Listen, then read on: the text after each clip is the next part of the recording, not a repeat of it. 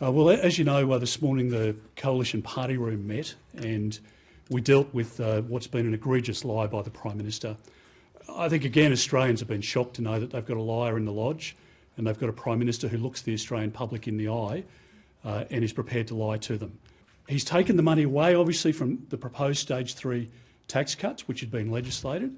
He's robbed that money and he's put it into the proposal that he's got forward on the table at the moment. Now, as you move around the country, as we all do, the stories of hardship for families, for small businesses, are obvious and in abundance.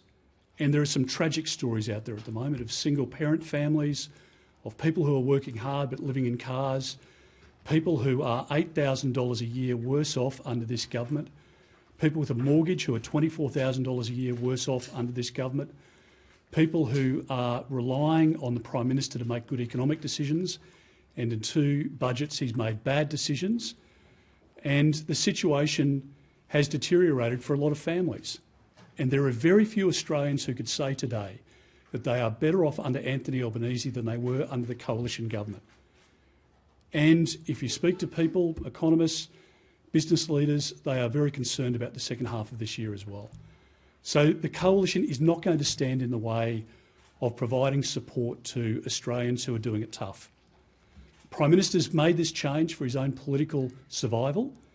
We're supporting this change not to support the Prime Minister's lie, but to support those families who need help now, because Labor has made decisions that have made it much harder for those families.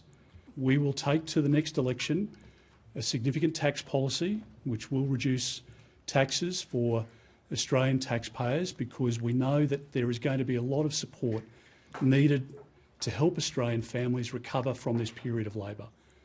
They never ever manage the economy well.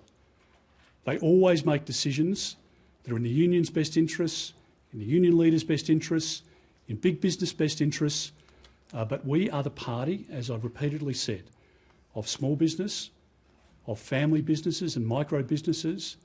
We are the party of the working class.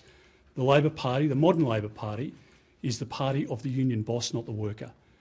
And where Labor is making every day harder for Australians at the moment, we will do everything we can to make it easier. But it's going to take time to remedy the situation that's been created by a bad government. Now I'll ask Angus to say a few words and then Jane, and then I'm happy to take questions.